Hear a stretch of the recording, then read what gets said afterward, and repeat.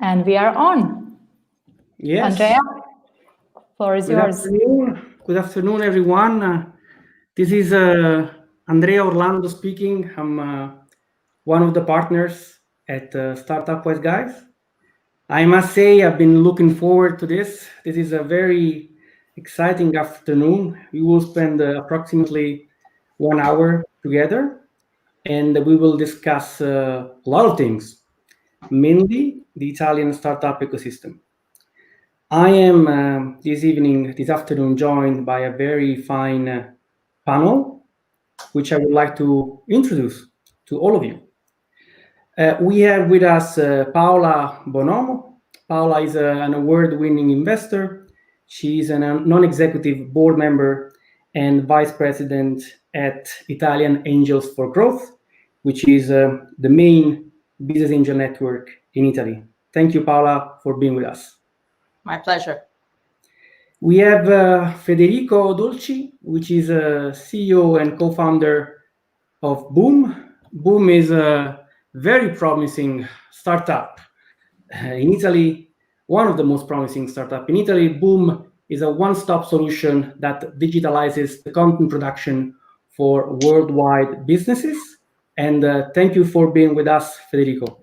It's a great pleasure. Thank you very much. We have Lisa di Sevo with us. Lisa is a partner at Prana Venture, a venture capital firm. But Lisa is also the chairman of SheTech, a non-profit association that supports women in tech, digital, and entrepreneurship. Lisa, it is a pleasure to have you here.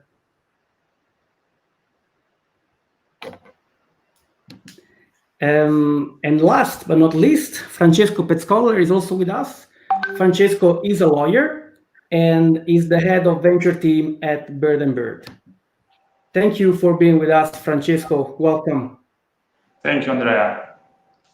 Okay, so I will start with a warm-up question, maybe for Paola to begin with. Paola, what is the health status of the Italian startup ecosystem today?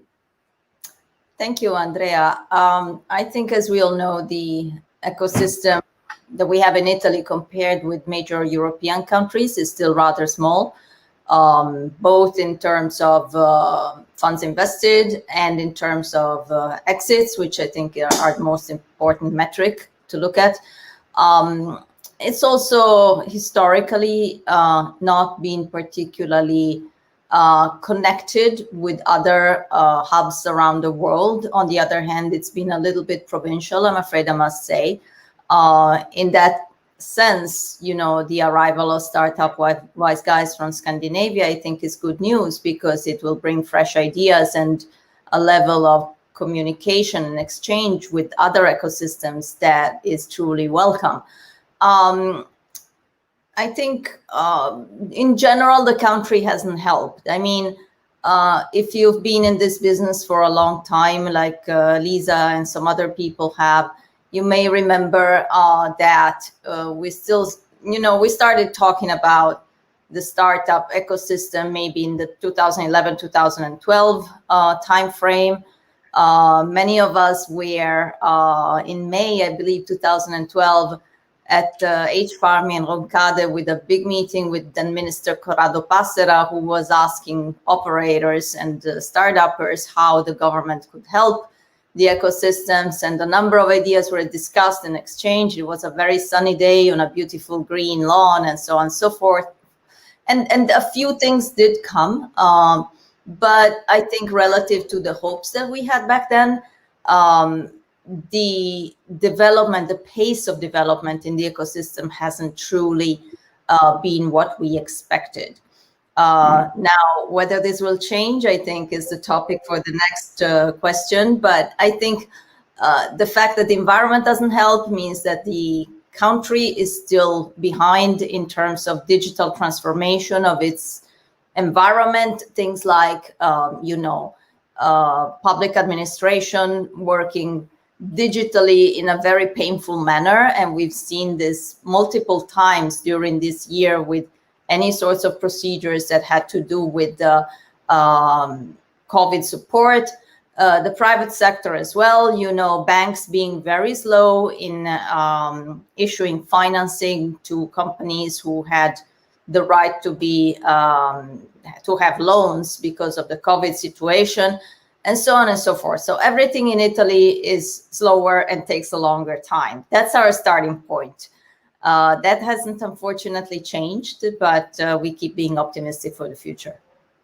Okay, so if I understand you correctly, there is some room for improvement, and I'm wondering whether the big paramount shift that we saw during this year through the COVID outbreak, maybe the opportunity for something new, maybe for a new normal, right? And maybe Federico, do you have some thoughts? Are you looking forward to a new normal for your startup as an entrepreneur? Absolutely, absolutely. As Paola said, you know, in Italy we are late in this because, you know, we are more than 111 billion of euros in investments away from UK, other countries in Europe. But on the other side, this means that Italy has a lot of unexpressed potential today.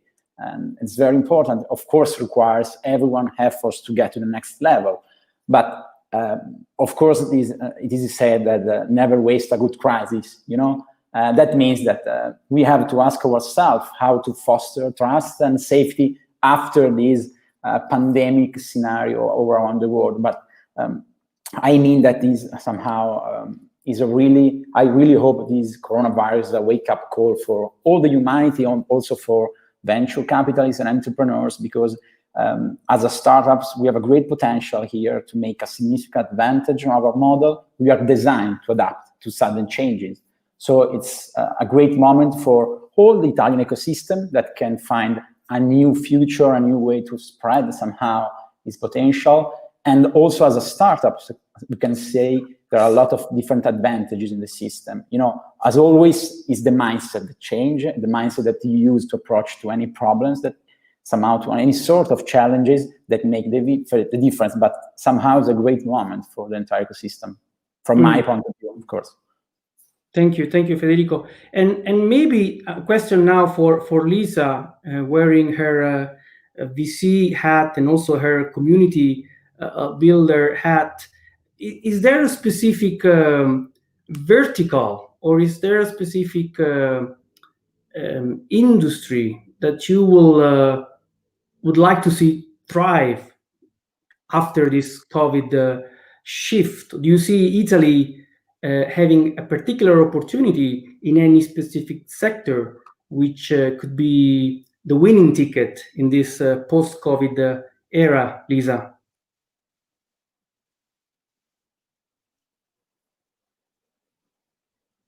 We cannot hear you, unfortunately, Lisa. Lisa, we cannot hear you, unfortunately. Yes. Now? Okay, perfect. Okay, just to link with the previous question, I think that there is not a new normal, but in this kind of ecosystem, okay, innovation is a new normal. If you only this word new normal, if you try to think 10 years ago, we live different lives because we don't have smartphone, we don't have Google Maps, we don't have WhatsApp, so innovation is new, and in a sort of way, okay, and simply we change our life, we don't recognize that we change with innovation our day-by-day life. So first of all, let me say that not only for Italy, but this crisis make clear that health and education, first of all, are not a commodity, but we have to invest in this specific industry because they are the basic, okay. There are also other industries that we can see has, how can I say, hot sectors in the next year, like just think about mobility, okay? So just think about how we are changing the way we move, okay, with COVID crisis, like also with all the linking industry, like I don't know, but the way we change our life, day by day life, like our work with the working that most people are doing. So for sure that are hottest and are more, how can I say, now are more important than before, but for sure, if you maybe can prioritize some industry, and can Italy for sure is one of the best country and most evolved in the health and life science sector, pharmaceutical, and we have a long history on this sector. So this is what can I say about the sector that can.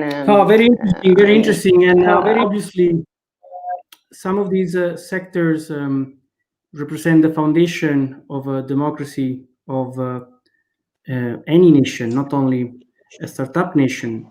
So I'm wondering, in that direction, developing further, strengthening some specific verticals which are strategical for the country, what can each one of us do to help entrepreneurs thriving, right? So we have representative from the business angel, from the VC, from the entrepreneurs themselves.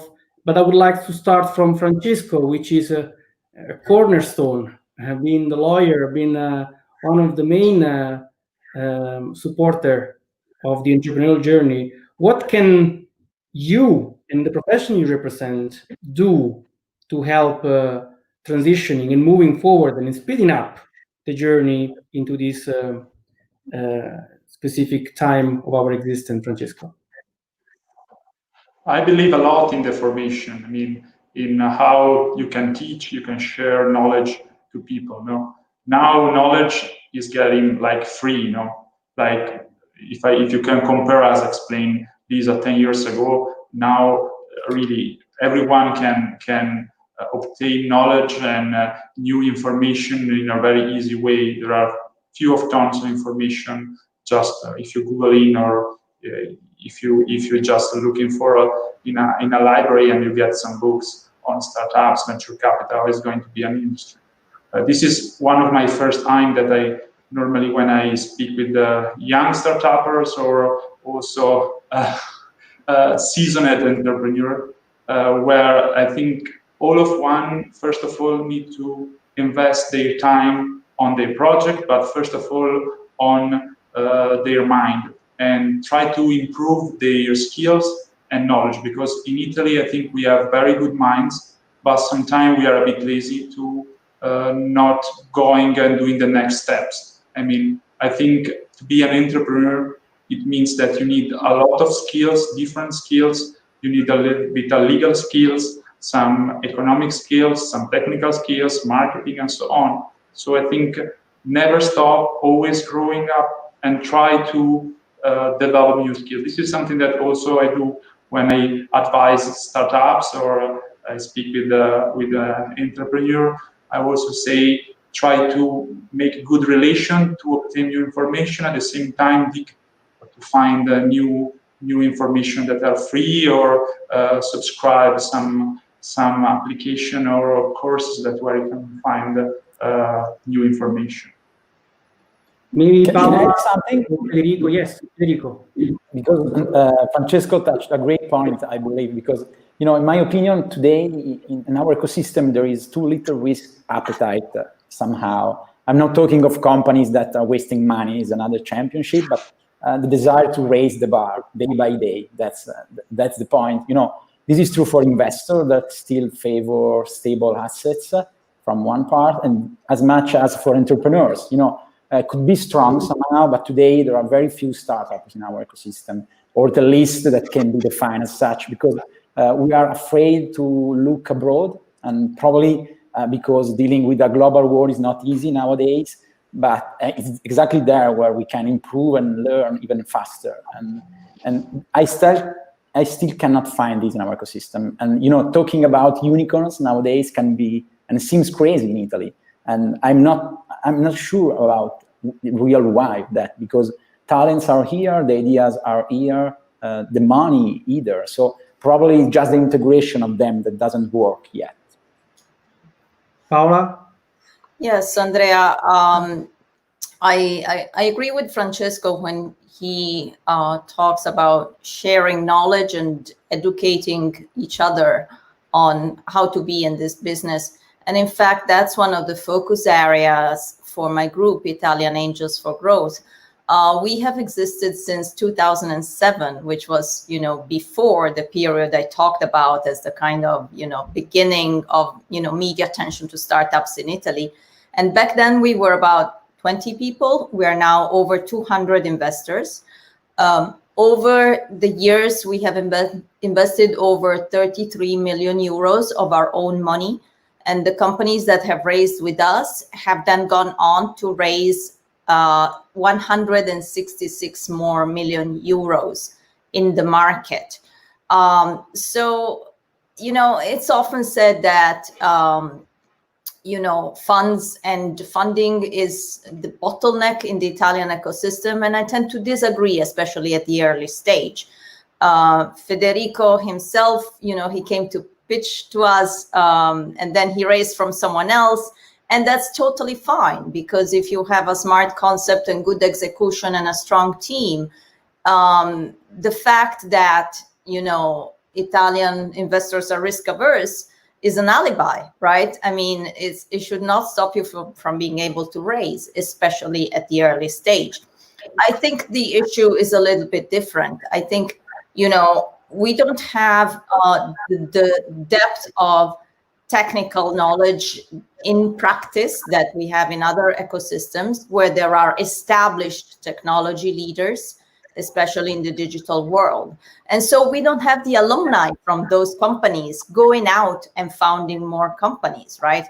Of course, we have plenty of, young entrepreneurs with, smart ideas, but very little experience. And if you actually go back and analyze, where returns come to investors historically in the world of venture capital, it's not the 20-year-old entrepreneur, it's the 40-year-old entrepreneur with, 15, 20 years work experience, maybe in a B2B setting, working in big companies, knowing the problems that big companies need to solve, and typically coming up with solutions that have a market, right? And I think what we tend to do in Italy, and this is a big generalization, so don't get me wrong, but very often I see companies that are working on small problems. And then I think we need to work on big problems. But to work on big problems, you need to have experienced teams. You need to have people that knows what the problems to be solved are and have, the experience to go out and do that. And then, of course, investors who support and an ecosystem and so on and so forth. But for us, the big bottleneck has always been, finding teams that we really wanted to invest in, as opposed to, there being a lot of teams and not enough money put on the table by our members. Thank you, Paola. I want to tap on what you said about not having enough teams and not having a track record, because I live in a country at the moment, I still live in Denmark, where the track record, the entrepreneurship mind frame has been created through time, because 10 years ago, 12 years ago, there was a heavy injection of public funds, which created tools, resources, which gave resources for entrepreneurs and investors to flirt with a very risky idea, which is the one of becoming a startup, right? So there were a lot of failures, obviously, but one of the positive outside was that Denmark, and we could say the same about France, obviously, and US going many years back, but there was created the common underground, the playground for everybody to work on innovation and technology. I'm mentioning this because we all know that this year in Italy, a big public fund has been approved by the government, Fondo Innovazione, and I'm wondering whether the expectations are in that direction from you operators, right? You are all on the front line. Do you believe that there is the opportunity for creating now the necessary trust for trying and failing and becoming expert entrepreneurs? Do you see risk in execution? Because obviously there is a lot of money on the table, and as Paola was mentioning at the beginning, bureaucracy is not our strongest asset. So do you see a risk in the execution, right? So maybe Lisa, you obviously are very interested in this Fondo Nazionale for the innovation. What is your view? Is this the right injection of trust? Yes, because we don't have to forget that it is a nascent venture capital market.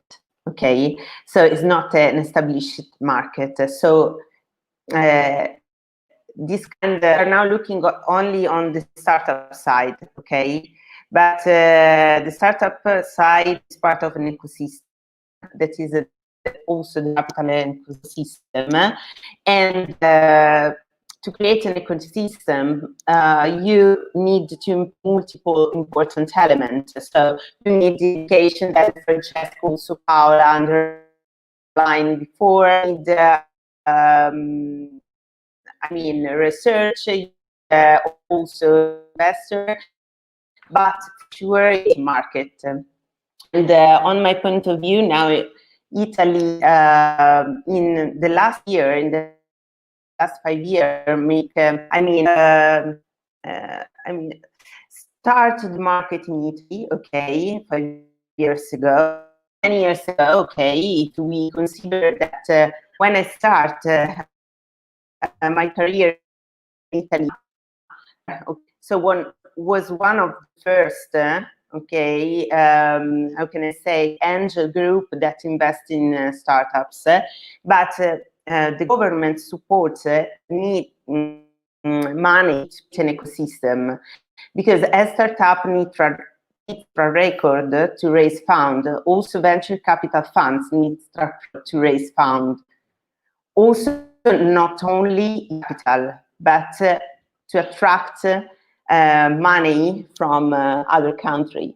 So this is why we need this kind of support by the government. Like, we don't have to forget that France and also Spain, Portugal, all the country in the south of Europe that 10 years ago started at the same point of Italy, in the last year have an important injection of capital that helped them to create this ecosystem that in a sort of way I would like to call this kind of venture capital ecosystem.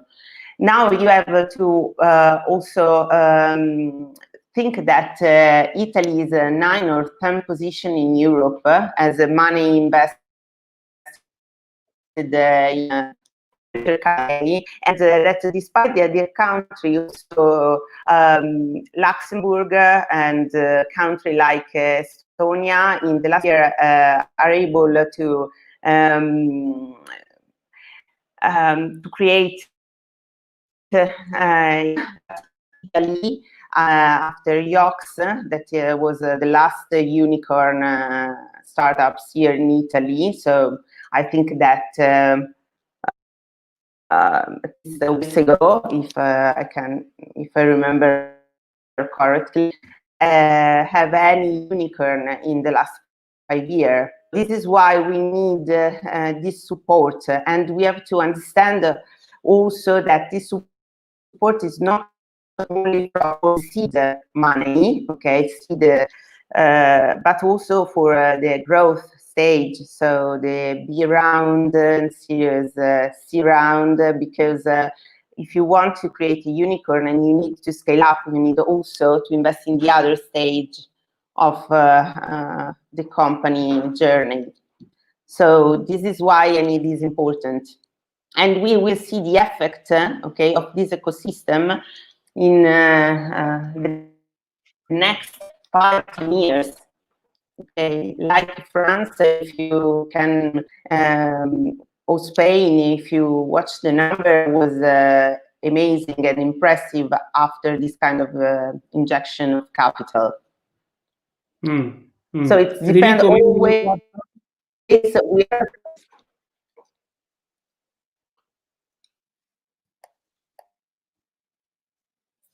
Federico, you want to...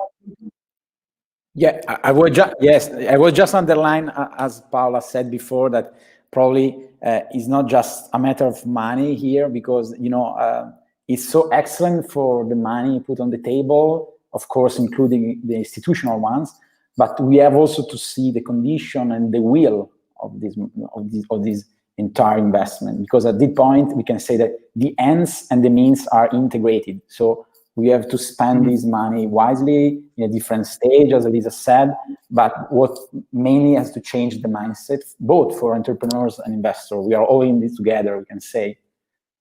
Thank you. May I add some Please, yes. a point that Federico touched? That normally, when I also deal with founders that are looking for completing the investment round, I normally suggest not only to look at the money, but to look at the smart money. That means that, and Paola knows, that not all investors are the same, okay? And this is something that sometimes the startups and the entrepreneurs do not know. They need to also find some investor that not only can put the money on the table, they also can improve and implement some opportunities for the startup.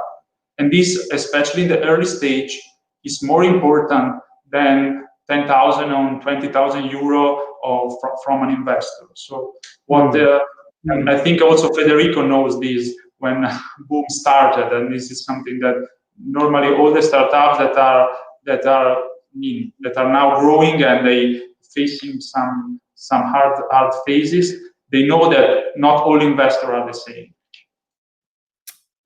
I want to pick up on a comment. Paola, you wanted to add something, please?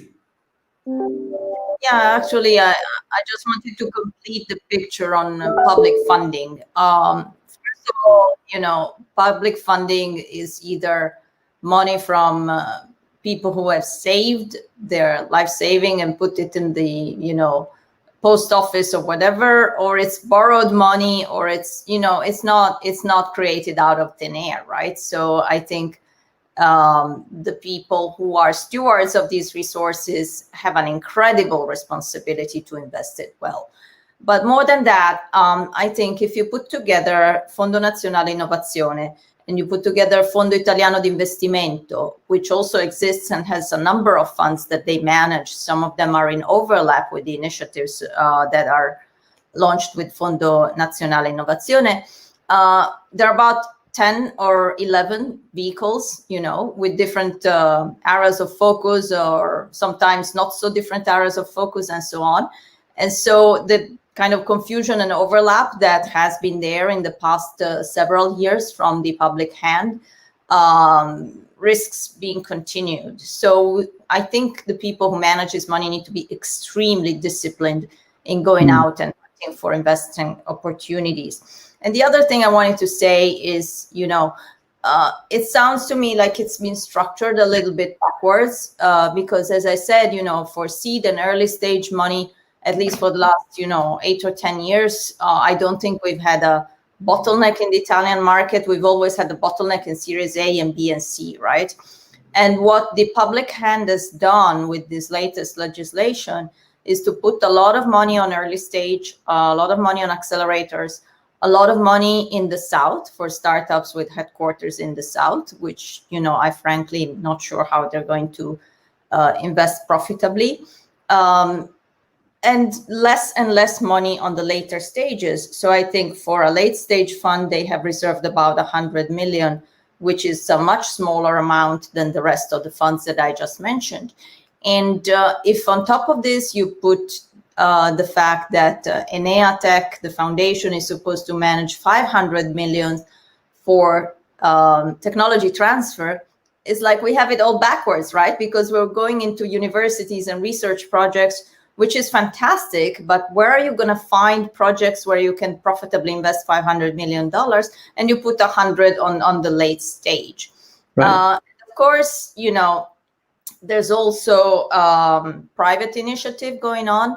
A couple of years ago, A2A, our local utility, multi-utility here in Milan, launched a fund together with 360 Capital Partners with 70 million euros.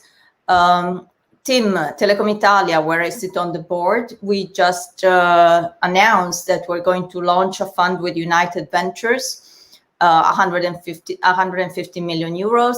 Intesa San Paolo has 120 million already raised for a first closing for their Neva SGR, which are supposed to grow because it's just the first closing. So again, I think the money excuse is no longer there. If somebody tells you it's difficult to raise in Italy, it's an alibi. I think the issue is on the quality of the projects. And so we need smart founders. We need founders who have seen the world, have had experiences, and the money will be there. And all the more so with this latest, measures that Lisa described, probably in the hope of getting us up to speed with at least Spain and possibly France. So discipline, money is there. We need interesting projects, interesting ventures, and we need risk takers, entrepreneur, right? However, there must be something good that our entrepreneurs can do, right? Federico is here, is a virtuoso case. I think Lisa mentioned yolks, and there are a few others aspiring zebra, if not unicorns. And that's a question for Francesco, who works a lot with entrepreneurs, right? If you would like to sell the goodness of the Italian entrepreneurs to potential investors who are thinking about Italy as their next market, could you highlight some strengths? Could you highlight what we are really good at? What do you think, are the most valuable and selling point of Italian entrepreneurs, whether they are young, not so young, whether they are from the north or the south? Francesco, you work a lot with them.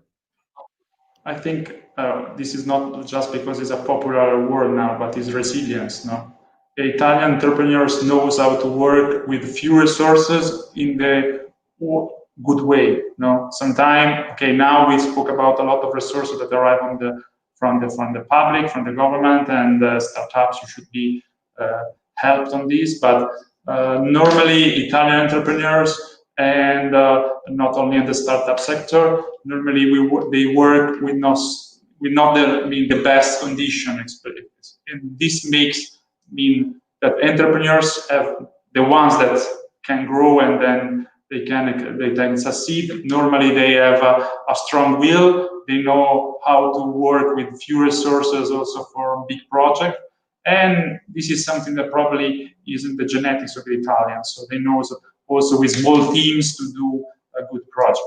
On the other way, they probably need how to be probably to scale on the very big project and work well, and then or make a very good organization. That this is something that sometimes is at the weak point probably on the entrepreneur. I mean, so resilient word for sure. And I would like to stay a couple more minutes on the entrepreneur topic. And I would like to ask Federico, what is the toughest part of being an entrepreneur in Italy, right? So money is not an excuse anymore. So you're not allowed to say, I cannot find money. Of course. But it's a risky journey, right? So you are on the front line every day. What is the toughest part of your job? Yeah, absolutely. Probably is a mix of everything we are saying, because we must somehow stimulate a competition, and unhealthy competition, of course, because we have to be capable of attracting new talents, stimulating new ideas, and improving the entire system by aiming for excellence. The problem here, and the most challenging, the most challenge here in Boom, and we attract a lot of talent from abroad. Nowadays, we are 80 people working from Milan, from 15 different cultures. So 15 different nationalities, and the average age is 30. And this is our effort to attract talents, but we can't do this alone, of course. That's the power of the ecosystem. And that is something that in France, London, in Berlin already exists. And so if together we can get together and together somehow work with this common goal, is something that can be favor all different startups, not just in Milan, all the territory here in Italy. No, very interesting point. And still on the entrepreneur side, if again money is not the issue, so the value proposition of investors must go beyond the money. What can investors, and I'm asking Lisa as a VC, what can investor offer to entrepreneurs beyond the money to make their life easier, specifically in Italy, right? Given our heritage, our background, and our specific situation. Okay, I switch off the camera because on maybe you can hear me well, okay? Okay, basically, I think that all the investors all over the world not give just money to the entrepreneur, right? And always all the investors have now to focus on the managed phase of the portfolio, right? And specifically in Italy, what an investor can do, really, it's, I think I'm not to watch as an investor only in my market, as a support my portfolio, but I have a European vision. So I would like to attract also team and other kind of initiative from all over the world. I think that Italy investor can try to support entrepreneur with like the other investor, with network, with connection, with all the stuff that venture capital usually do. What we bring new with Prana Venture that here in Italy is not used is the operational approach. Okay, so you can find operational venture capital out of Italy, like in Germany. We have there is a very important firm that is Project A that have a operational approach. Also in UK, you can find this kind of venture. Here in Italy, no. Okay, we basically help the startup of our portfolio plugging, okay, some of the department of marketing, sales, HR that they need in order to scale up faster. Okay, and also in a way, this kind of new approach of the early stage financing, you can find it also in how can I say, firm like Andrea Horowitz, okay, in US, a bigger size fund. So this is my view. You can find it depends, no, what an entrepreneur is looking from an investor. So maybe this question is for Federico. What make his own due diligence to find his investor? Maybe it's a good question. I have to answer. Yes, I'm curious to know. Yeah, of course. It's a great question, and as I said before, by far it's not a matter of money. But when I raise money, and in 2 years we raised more than 5 million euros. We're looking for a partner that somehow trust us, that believe in the same vision, the same mission. Could be an advisor for an executive point of view, financial point of view. But the idea by far is that we're looking for a partner. And probably what is missing here is the connection between the venture and entrepreneur by trust, effectively. In my case, I'm the first founder, so I'm totally opposite what Paola was saying before. So I know a global experience, I have a track record. I have a lot of passion, of course. This as a co-founder is the first step, and with a bit of luck, of course. But the idea is probably we need more trust in the ecosystem, the first level, because we are investing probably. There are a lot of money, but probably not invested in the right way. I'm not sure about that, but a lot of. I'm saying from my point of view, because I don't want to be devil's advocate. What do you mean they're not invested in the right way? I mean, I'm saying that somehow, and I'm talking with my categories, not so from an entrepreneurial point of view, we are not raising the bar so far. That's the problem. So we are very, we are not building to last. We are not seeing the long run. And that's the first problem in the ecosystem. Then, of course, we have to looking abroad, attract talent, and building something together. That's a completely different challenge that we are doing together nowadays. Thank you. Federico, Paola, you wanted to add something? Yeah, no, I just wanted to add another element of trust in the system, and it's the trust between academia and entrepreneurship, right? If you think about how this works in the United States, for example, I can talk about Alberto San Giovanni Vincentelli, who was a Politecnico graduate. He went to Berkeley as a professor, electrical engineering, and he had a very long career as a professor and fantastic track record as an academic researcher and teacher. But he also founded two huge companies, Cadence Design Systems and Synopsys.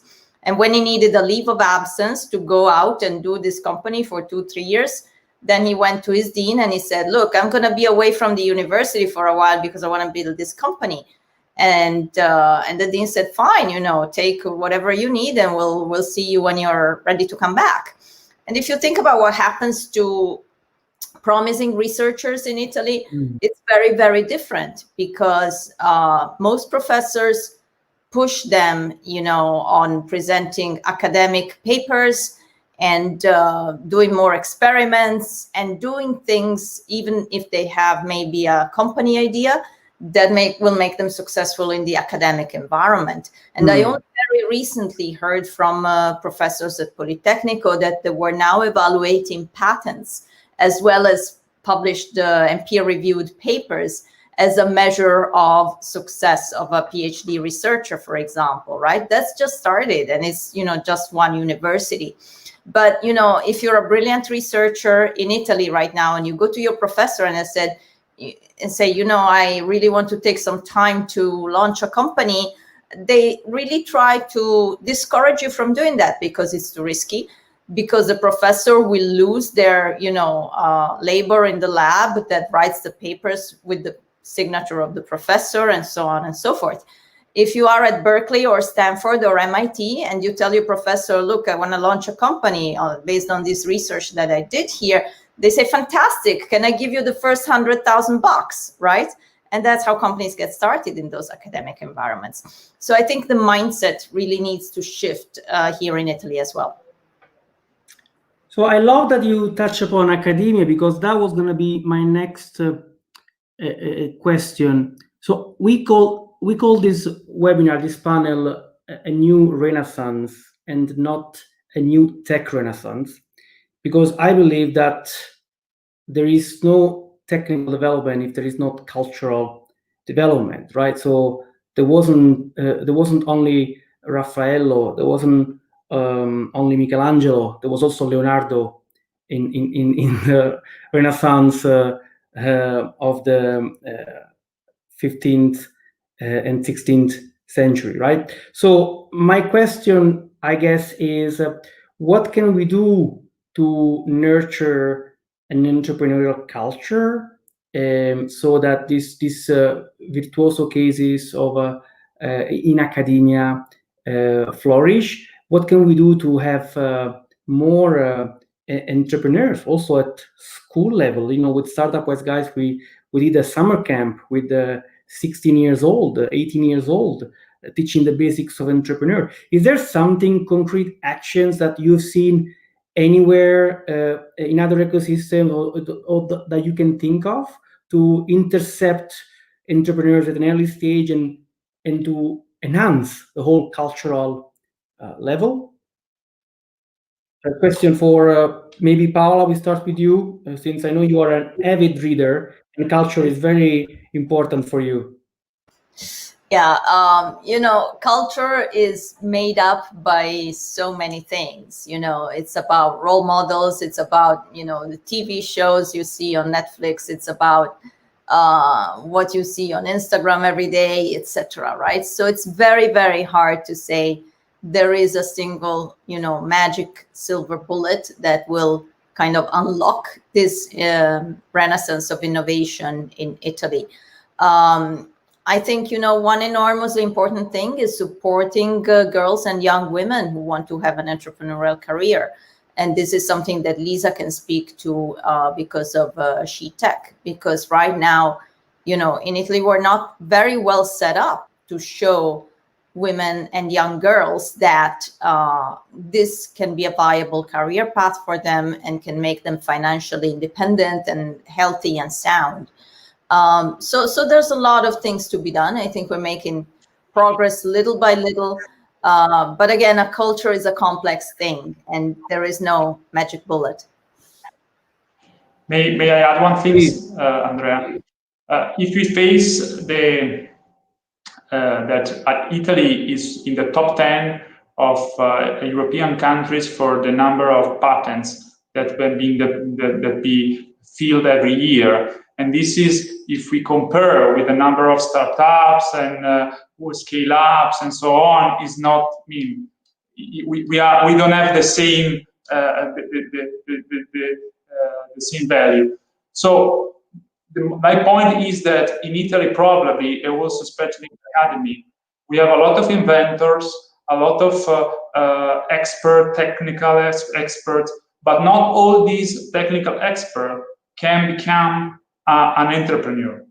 I mean, my suggestion also, for sure, we have to improve the culture and help also to spread culture on the right way, but also we need also to spread the idea that for develop a startup, you need more than just the product or the technical solution. You need also business skills and a team. Okay, sometimes there is a singular inventor, a singular researcher that research, but the product by itself is not the right way to make a startup or to then market the product. I mean, this is just half of the cake, you know. We need to have also a team, a strong team that can have the entrepreneurship skill and have the way to then develop a startup.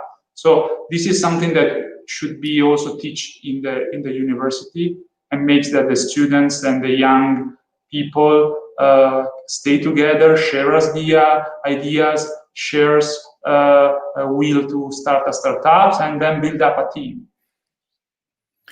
Can I add something? Because I believe that something is changing. We can spend more 2 days on this topic probably, but the idea is that Italy owns. I wish. Probably, yeah. Italy owns also an important entrepreneurial tradition. You know, linked above all, we can say, to the family unit, where passion, care, creativity, also a great spirit of innovation found the right home. But we need to link this entrepreneurial audacity to a vigorous leap into the future. That's probably the main point here. But as I said at the beginning, something's changing because finally, in the global ecosystem, we are finally moving from an era of growth at all costs to one of responsible growth. The trend of sustainability is something real that somehow you can ask from San Francisco to Japan, that they're venture looking for that. So probably, in my opinion, this is the greatest occasion for Italy because this move can connect the startup to a great entrepreneurial tradition for the first time, probably. Yes, Federico, I think it is an important moment for everyone, for us on the investing side, for entrepreneurs, for operators, for institutions. There are so many questions coming up. I want to thank everyone who's attending this meeting online. I try to pick on some of the questions and try to merge them into my question. So we have unfortunately less than 10 minutes left, but I would like to try something. So let's imagine that tomorrow the government creates a task force for setting up the startup strategy for Italy, right? So you are all part of this task force. We have a lawyer, a VC, a business angel, and an entrepreneur, right? So in your hands is the vision for Italy to become a startup nation, if you want to use a very knowledgeable term. So I would like to ask each one of you, maybe starting from Lisa, and then Francesco, Federico, and then Paola.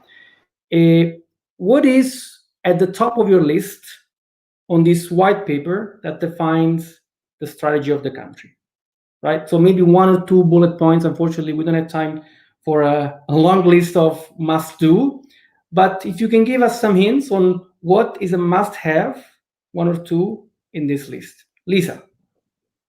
Andrea, very easy question. No, I'm just joking. Okay. I think that the first thing I would do is to bring at the table who has already done this kind of startup ecosystem. So like maybe Israel has done in the past with the VC. Okay, just bring at the table someone who has already done this job to try to learn how to implement. It's not only, sure. Yes, and it's on, I think that, I don't know if, but it's not only a Italy issue in this kind, but it is an European issue, also Italy. Last 5 years, try to create a single Euro system. So our try to find something related not only Italy market to the European market, okay, to attract talent, to foster economy. And, I think yes, it's a European discussion, and it's a matter of lesson learned for more mature ecosystems. Do I understand correctly, Lisa? So if I think Italy is different, have a seat all of a startup like France, in Portugal. We have different excellence in different. Unfortunately, Lisa, over our. So I would ask you to fix the connection, and I move to Francesco, and then we get back to you to get your final remarks on this question, if it's okay with you, because we could not hear you 100%, if that's okay. I think Italy, and this is a big issue that probably is not starting today, you need to build up trust. No, trust for Italian investors, but also for foreign investors. No? Italy should be in the 2020 with the same level, in the same I say also structure and facilities that you can have in other European countries. This also to attract investor from outside, as a Startup Wise guys that are now is doing a big step in the Italian market, and I hope that this will be one of the others and more foreign investors that will come in Italy, because I think we are all connected as in the European Union, and Italy first needs to know that if you want to growing up also our startup, we need the help also for the people and investor, the accelerator and the VC that are not based in Italy. This is my so point. a more international approach, a little bit along the lines of what Lisa was saying about the whole Europe coming together. Federico, yes, what and is at the same time working also in the make some trust. I mean, also in the institution, the banks, the labor system. That we have a lot of things to fix it up, but this is something that we can improve our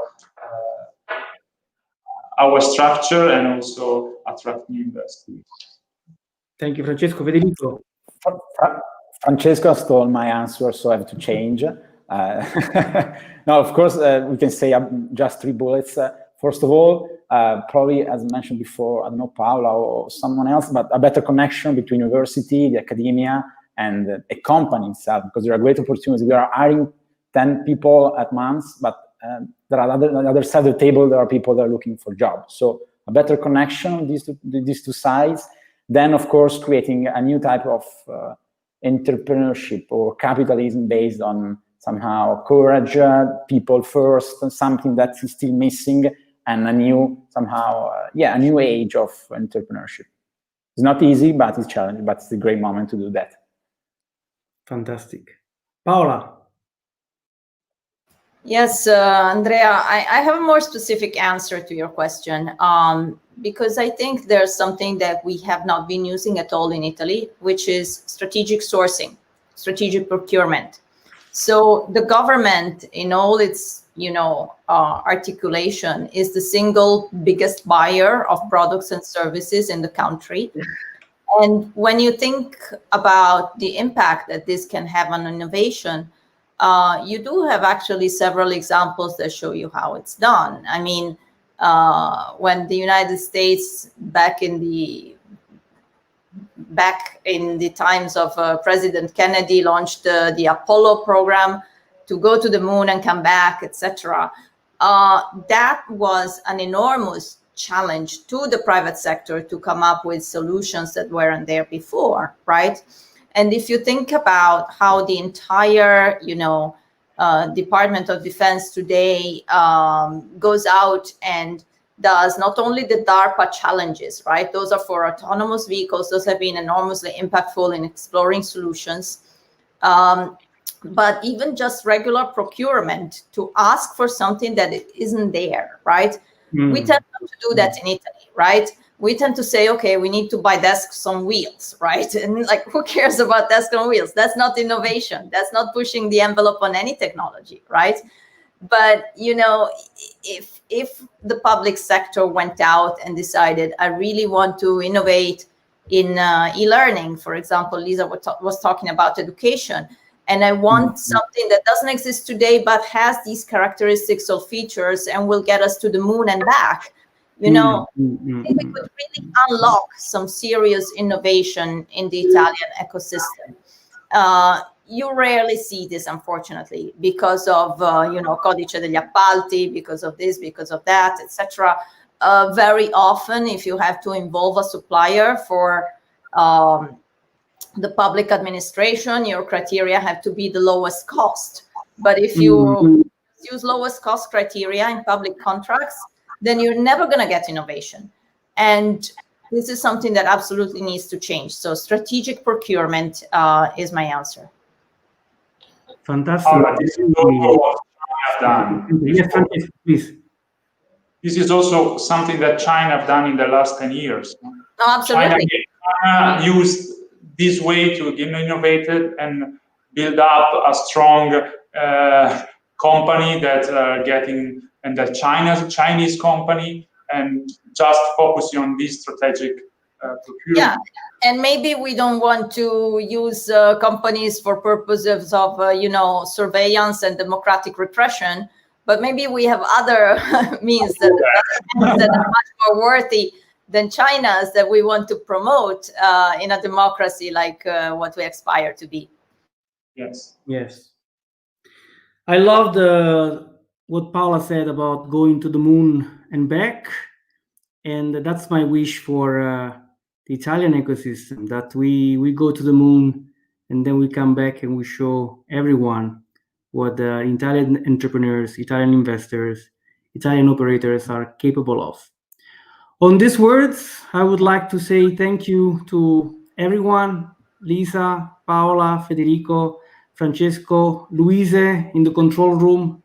Thank you so much. Thank you to everyone who was watching this. Thank you to everyone who will be watching this in our recorded content on our social media. I hope you enjoyed it as much as I did. This was a very interesting hour. As Federico said, we could go on and on and on, but we all have our lives to attend to. This is the first of a series of webinar as a Startup Wise Guys, which we will have. And next one is coming by the end of the month. So keep an eye on our social media. We will tell you a little bit more in the next few days. Stay with us. Thank you, everyone. This is Andrea from Startup Wise Guys. See you at the next one. Thank you very much, Andrea. Bye-bye. Thank you very much. Bye.